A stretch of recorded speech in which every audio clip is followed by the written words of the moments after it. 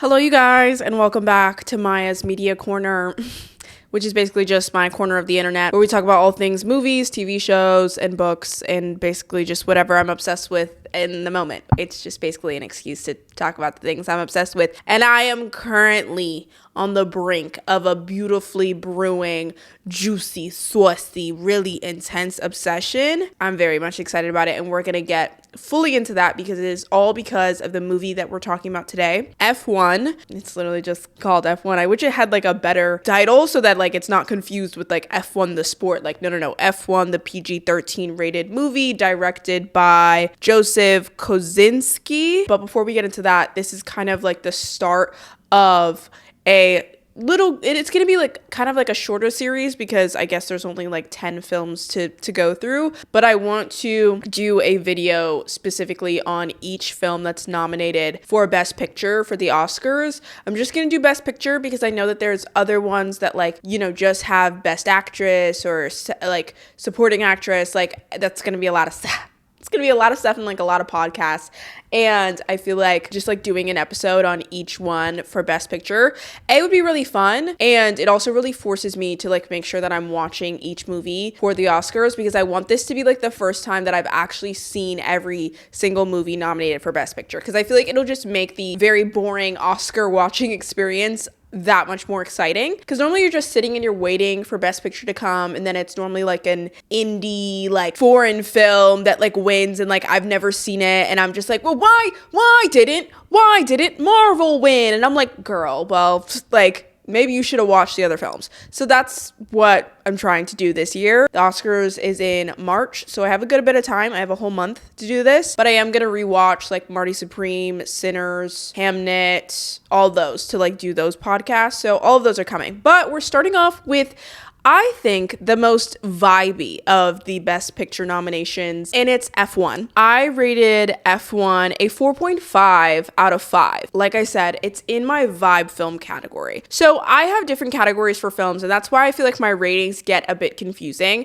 because I rate based on the expectation I have going into something, right? Like imagine going into a romantic comedy and expecting to be like politically moved. Like absolutely not. You know what I'm saying? So you read the blurb, you look at the rating, you like look at like the genre that it's in, and I rate within that. So I knew that F1 was really just like it's vibes. It's like it's not really action, but it's like it's really focused on like the cinematography and the cars, and it's just supposed to be like aura. It's an aura film, like a film that I feel like is solely created to present a level of aura. I rated based on the success of that. Was it an aura level film, right?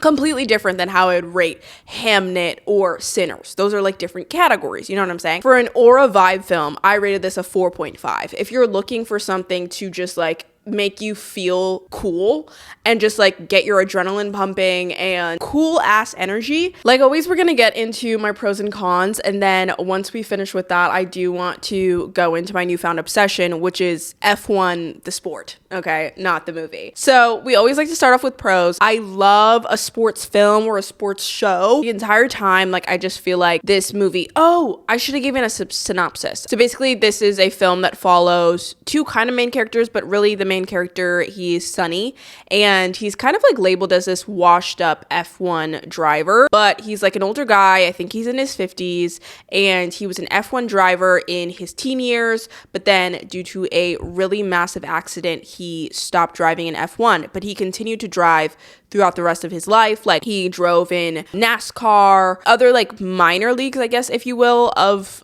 driving and different formats of driving, but just continued racing. The Kickstarter of the film is that his old friend that he drove with in F1 comes to him, and his friend now does he own it? I guess, yeah, he does own. He owns an F1 team called Apex G, and the team is tanking. It's not having any wins. It's just like not doing well. The driver that they have just like isn't really doing the best. So his old friend, Ruben, I believe his name is, comes to him and is like, I want to offer you a spot on the team. And, he thinks it over, but then he's like, okay, I'll do it. And he shows up.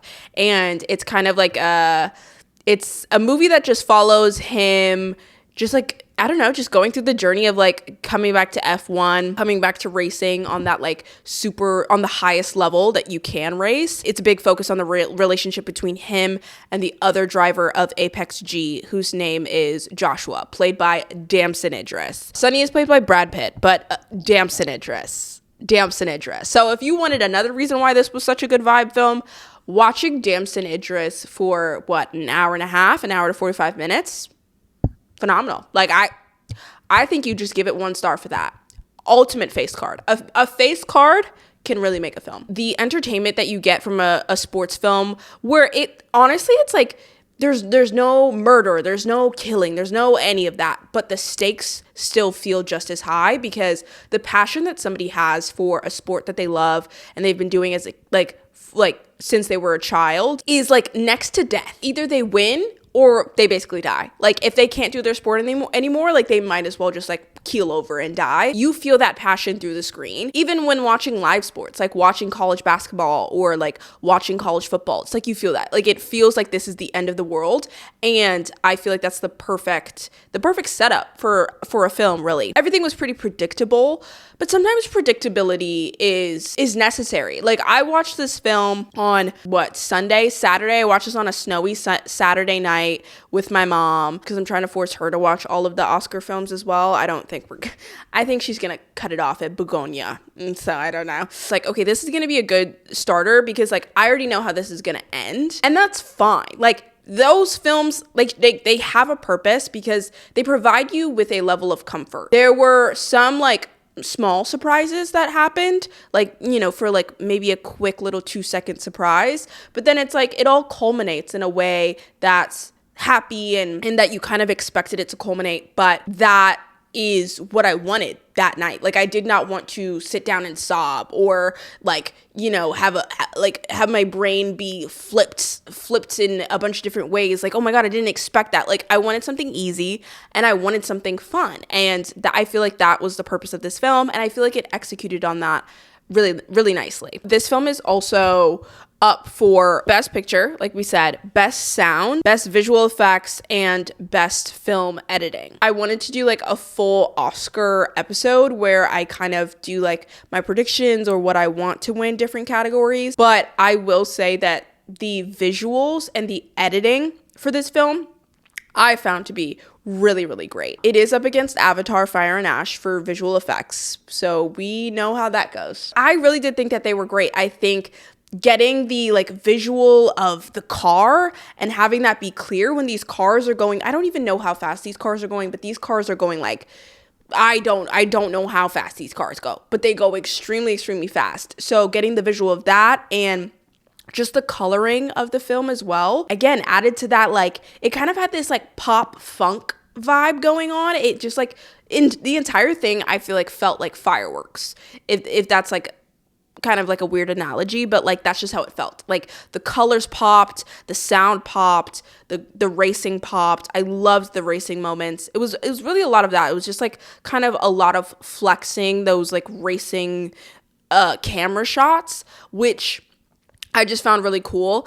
And I feel like either they took live footage from actual F1 races or they just actually like reshot like different things. But I do think they took live footage from like F1 races and like podiums and stuff like that, because they edited together Lando Norris, Charles Leclerc, Lewis Hamilton. And I know that they technically like were cast in the film and there were some moments where like they were there and like on set. But I think a lot of it was like just very seamless editing between live footage. What do you call that? Found footage? I don't know.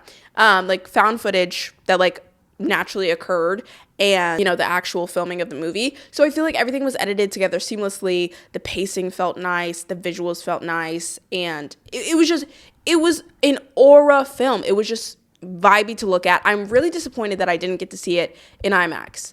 That would have been a phenomenal IMAX view. Like, whoa, like what's on my ceiling? I do think Damson did a good job, but I think that the role was not that, like, not that it wasn't that huge, but I guess, I don't know, he did good, but I feel like it was like more so a role of like a vibe role. He was there for the face card. Let's get into our cons. They're mainly about the script.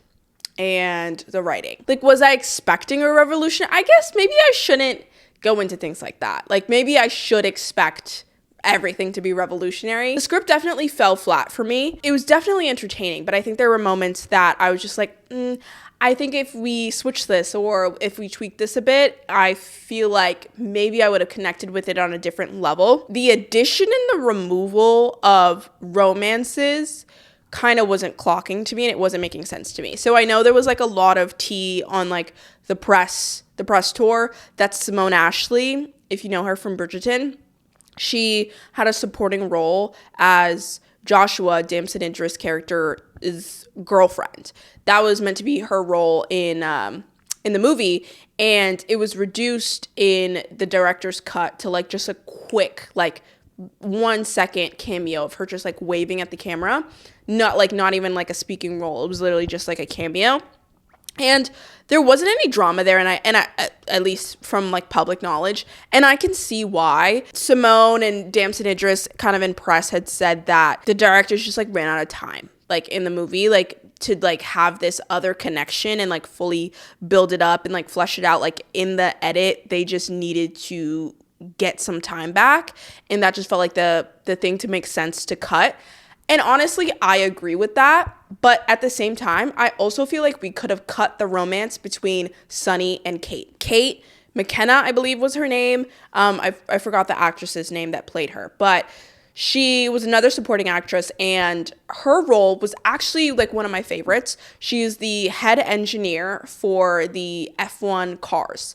I don't know all the lingo, but basically she designs the car and she knows the science behind it. She was, I believe, an aerospace engineer before she like did the F1 thing. There's so much science behind building the cars, which is like one of the things that watching this movie made me so interested in F1, because there's just so much that goes into it. But she basically like she calculates the wind and she calculates the speed and the tires and like all of these things. It's all like scientifical, mathematical things that she has to like go into developing this car to make it the best car possible for the driver. That was so cool. And it was kind of like noted that it's obviously like in this space, this is a male dominated space. It's very rare for a woman to be a head engineer of like an F1 team. They did not need to create a romance between her and Sunny. I don't think it was necessary. I do think it wasted time, and I do think it took up time from other connections that mattered more and would have more so strengthened the narrative of the film. I think that it was kind of like thrown in there, and at the same time didn't make sense and like kind of wasn't necessary. And I don't want to chalk it up to like a man wrote this, so it's like they just kind of didn't get that vibe. I think sometimes, or not even like man wrote this, I don't want to say that. I do know that Hollywood and sometimes production will come to you and be like, we need a romance here. You're not going to get seats in a butt. You're not going to get butts in seats if there's no prospect of a romance. We're not going to get women to see this if there's no prospect of a romance, like da-da-da-da. I do know that investors and producers kind of sometimes have that vibe where like they'll push for a romance that didn't need to happen. Listen, like dude got his script made and he got paid.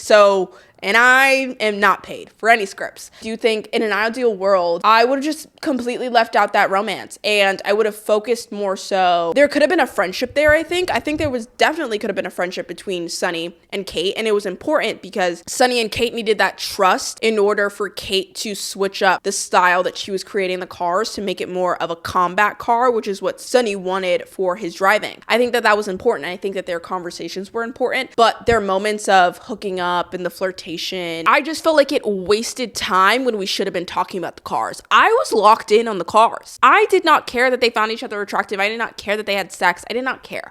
I wanted to know more about the cars, and I wanted to know more about this process. And I also feel like it took up time from Sunny being able to showcasing more of Sunny building up his relationship with Joshua, which I felt was meant to be the primary relationship of this film because they're teammates. And it was so important for them to have strong trust and likability amongst each other because they're literally on the same team. And I think we had a little bit of a moment with that. Like, Kate was trying to get them together at like the poker game, and, you know, she was trying to get them to play nice, but then they kind of didn't play nice. And then we had moments when Sonny got hurt a little bit towards the end of the film, and then we see Joshua kind of bring his walls down, and we kind of see this like shift in Joshua towards the end.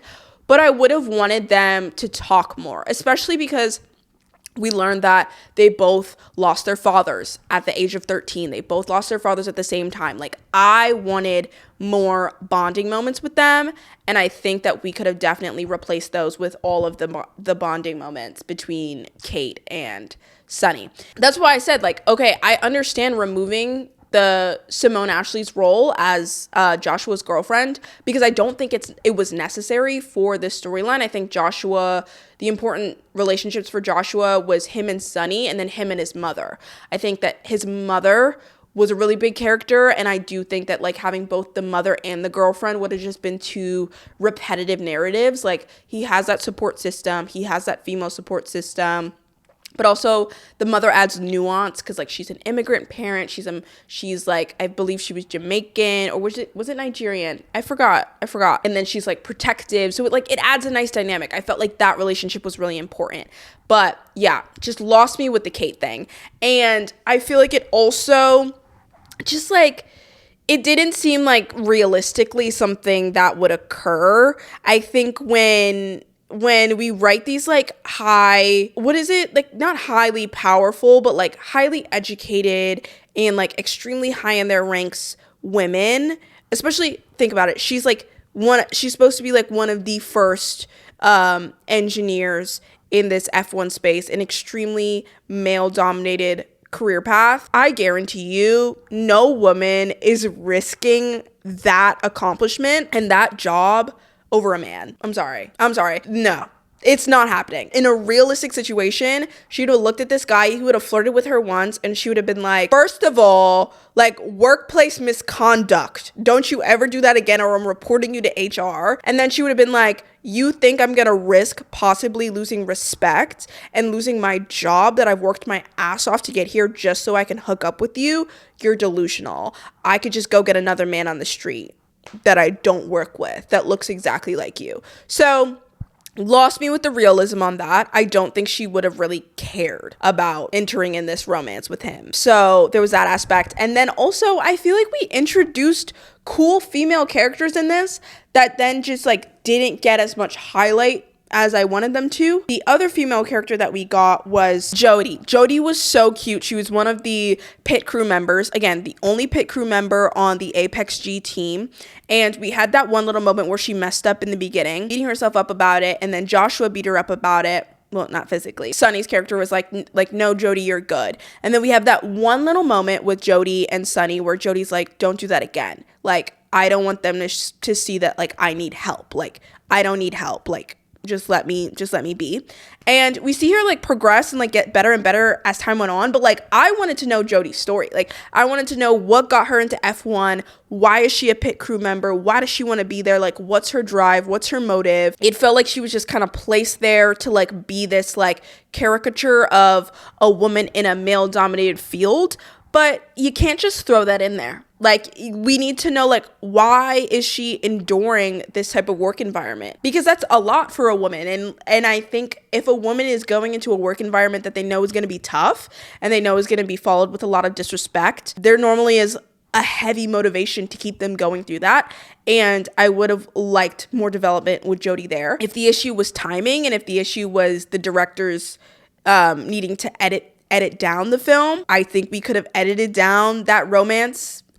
completely out that romance between Kate and Sonny, and we could have developed Jody's character a lot more, and we could have developed that friendship and that bond between Sonny and Joshua a lot more. And I feel like the depth there would have been really nice because it felt really nice at the end. I really do like the way that it ended. I think my mom didn't really like the way that it ended, but I liked that Sonny is still just like chasing the drive. He's still just like, he loves to drive, and like that's the core of it all. And even after winning, I mean, obviously spoiler alert, but I've been spoiling there's spoilers all throughout this. After winning his first F1 race, he's like, okay, like, I just want to keep driving. And I feel like that was I liked that. I liked that type of ending where he's like, okay, on to the next. Like, it felt like a conquering and he's moving on, but we know like he's going to continue to like go on and do more, just like do more things that fulfill him. And Joshua's going to be good because Joshua's now like more solidified as like the leader of the team, and he's learned teamwork and he's learned how to like show up for his members of the crew and the pit crew and all that stuff. Those were honestly my main cons. I think just like story arc and leaning a little bit too much into those cliches of like female roles in male dominated spaces and like just unnecessary romances when there didn't need to be. Other little notes about it. So the director of this movie also directed Tron. It makes a lot of sense because Tron Legacy 2010 version, because I would compare like the way that this looks and feels to that, like very like firecracker pop, neon, bright colors, like that type of energy. Oh, and he did Tron Ares as well. And then producers, Lewis Hamilton had a producing credit for this. Thought it was cool to like include some of the actual F1 drivers. On to my new obsession. So I posted on my Instagram story after I watched F1 and I was like, time to start my week-long obsession with F1, because after I watch anything, I am immediately like immersed, especially if it's like a sport related form of media. I am immediately like locked in and addicted, completely being infatuated by F1 and like researching a bunch of stuff. I started watching the Netflix docu-series called Drive to Survive. Dates all the way back to what, 2020 or well, I guess before that, if it's 10 seasons. Is it 10? I don't know. And I just started with like the most recent season that came out. There's a new season actually coming out in February, which like I'm really excited about. I started watching it, not expecting anything. Like I was just like, okay, like da-da-da-da. I am overly obsessed with F1 right now. The drama, and y'all know I watch sports for drama. I watch sports for drama and emotion and story. And there is so much story in sports. Like, y'all know that's why I love college basketball. I love the stories that come out of that. F1 is like such a storybook sport, A, and B, it's so freaking cool and has so much aura, and it's like so freaking luxe that it's just like dope. I just got through the episode where this is gonna get really niche. I don't know if this is gonna get, actually no, let me just share the information that I've learned with you guys to hopefully convince you to A, watch F1 the movie and then watch the docuseries if you haven't. As they were saying in the docuseries, I might get information wrong, there are 20 F1 drivers in the world because each team gets 2 drivers and that's it. So like being an F1 driver is like the pinnacle of the pinnacles, and there's only like, there will only be 19 other of you at any given time, which is like crazy because it's like you have basketball, you have football, you have soccer. There's thousands of soccer players. There's thousands of football players right now. F1, there's 20 of you. So I really also want to go back and watch the last season because in this season, all they keep talking about is Red Bull and how basically Red Bull dominated the 2023. Red Bull dominated the 2023 entire season, and they just came out of nowhere and they dominated. Now I need to go back and watch and see why specifically they dominated, but I believe it's because of Max Verstappen. Okay, I'm learning the names. Max Verstappen, I believe, he just skyrocketed, and he won like basically every single race. Like basically every single race in 2023 was won by Max Verstappen. I'm seeing like bits and pieces of him in this current season, and I'm like learning more about him. I'm learning that the trajectory to like get to become a F1 driver is like you start off go-karting. Like from a little kid, like you start go-karting and then you just like level up from there, like from karting to like, I guess I didn't even know that there was like racing ranks, like that there's F2 and like all of these different things. So like all of these like guys like started off like go-karting professionally when they were like 8. I don't know. So yeah, so I've learned about Max Verstappen and Red Bull. Now, I also learned about, okay, the other teams that I know about are Ferrari, McLaren, Williams, and I just finished the episode where Carlos Sainz signs. I don't even know how to talk about this, because I'm like overly obsessed. It's like taking over my entire TikTok. Overly tea. They're overly tea. I think that Carlos Sainz this is just gonna be so parasocial and like, girl, I think that Carlos Sainz and Charles Leclerc have out-face carded anybody else in any other sport. Like, I think I can confidently say that F1 has the hottest athletes. Simply, it's just because of Carlos Sainz and Charles Leclerc. Okay. Because there's a lot of like good-looking NBA players, NFL players, soccer players. Sure. But I would take all of those leagues combined and still say that none of them outmog. None of them have a better face card than Charles Leclerc. How do you say his name? Charles Leclerc. And there's that one meme of the boy that's just screaming Leclerc. Yeah, no one outmogs them. Baddies, especially Carlos Sainz. I do not play. And I've seen Carlos Sainz before knowing who he was, because I've read some F1 contemporary romance books, and a lot of them use Carlos Sainz as the face claim, like in the little Pinterest boards. And y'all know I love a little Pinterest board face claim. So I've seen his face before, and I've always been like, fire. But like, now that I know who he is, and then matching up the personality with the vibes and like everything, I'm like, Carlos Sainz is taking it. That's not, how do you say his name? I think it's Sainz. I'm not foreign. And that's another thing. I think as an American, like the whole, I don't even think this is a word, but the foreign ability, just how foreign F1 is, I feel like it's really enticing. I feel like it's just like, I don't know, it adds to the luxness of it all. Like the fact that like Charles Leclerc speaks like 3 languages, and he just pops out Italian, and then he pops out French, and then he's like just speaking English. And like the fact that Carlos Sainz is like where is he from? Barcelona? I don't know. He's Spanish. Love it. The Mogs taking it. That's like my main reason. But now I'm sad, I'm depressed. Now I'm just rambling, and this just like has no order, but just let me ramble. I'm sad and depressed now because of course I lock in and I start watching. My 2 baddies now are separated. And this is where I'm telling you guys, like, the storyline, the plot, because there's only 20 drivers, I feel like the storylines are just so much more intense because so many eyes are on them. And the whole tea for like this season is that, well, the season of the show that I'm watching, not this coming up season, is that Lewis Hamilton, who I feel like a lot of people know, because I feel like he really put like F1 on the map for Americans. Like I feel like Americans didn't really know much about F1 until like Lewis Hamilton. And Lewis Hamilton was driving at Mercedes from, I believe, the beginning of his career. I think they said that he was with Mercedes for 13 years or something. And then he decides that he wants to end his career at Ferrari. He wants to go to Ferrari instead. And so that's like a big plot line for this like season.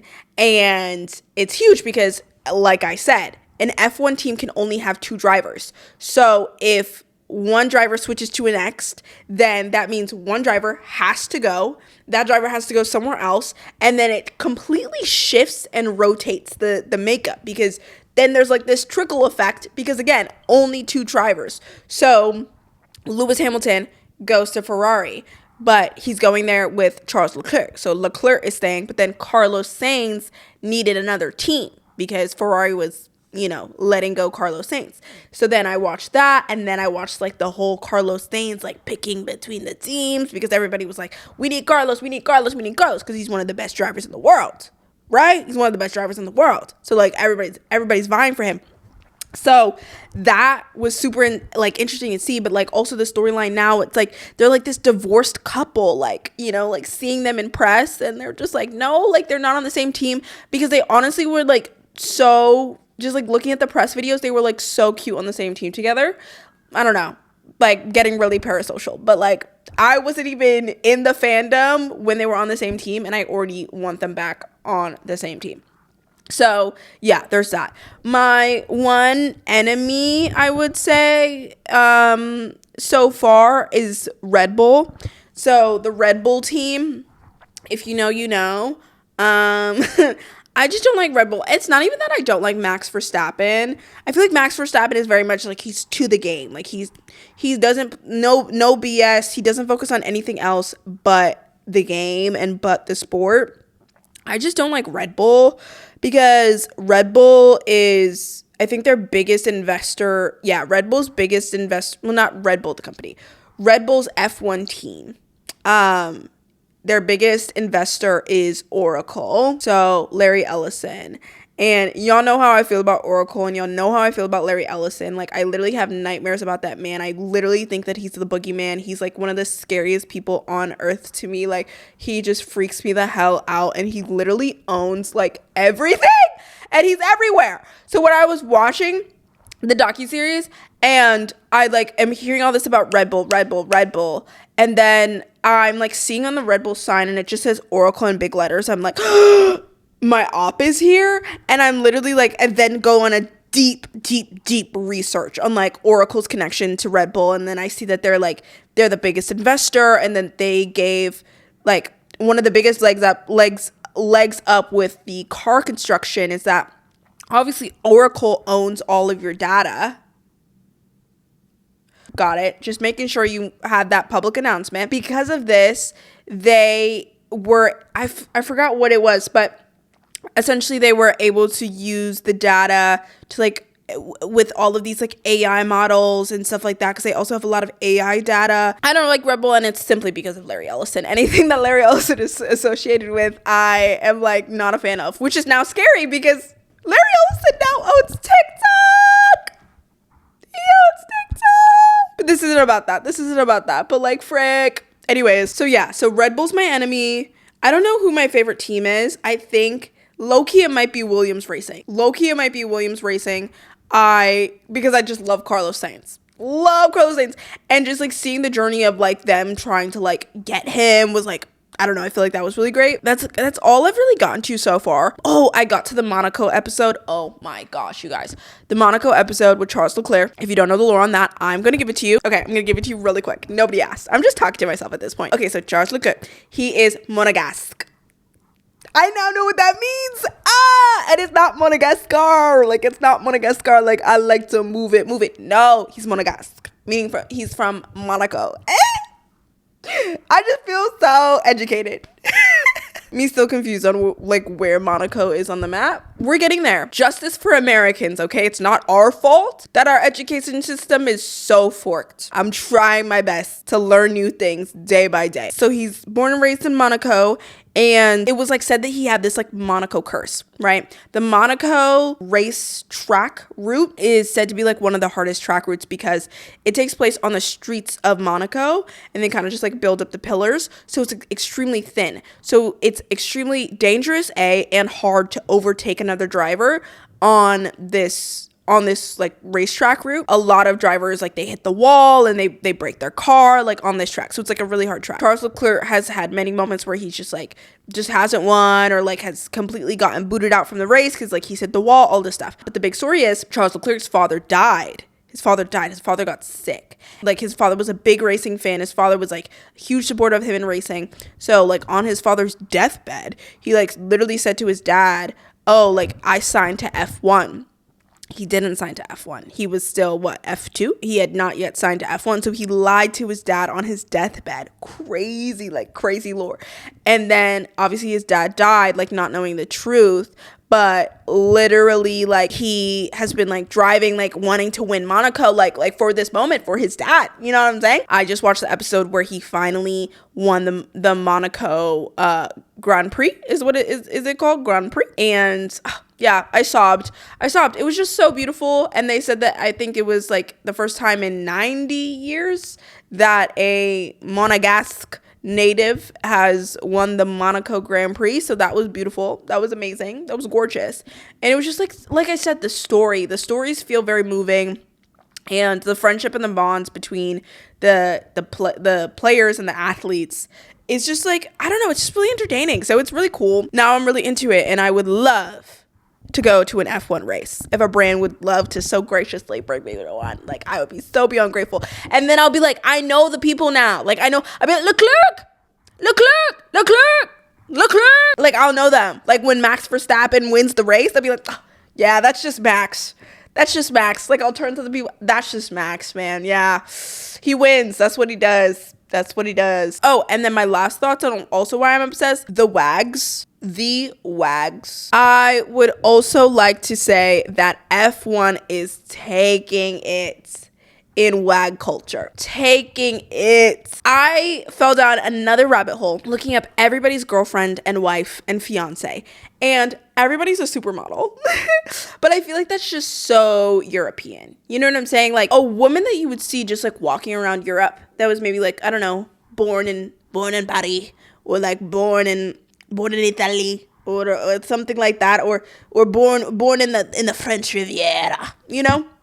I feel like they just radiate a different level of aura that is not accessible to American-born people. As an American-born person, I feel like I can say that. I feel that I can say that with my chest. I look at these wags and I'm like, you all would dominate the supermodel industry if you wanted to. And they just look so cool and like so luxe. And I don't know, it's just like different. And I just like, I like the vibe. And like, I don't know, I just love the vibe. I love Alexandra Saint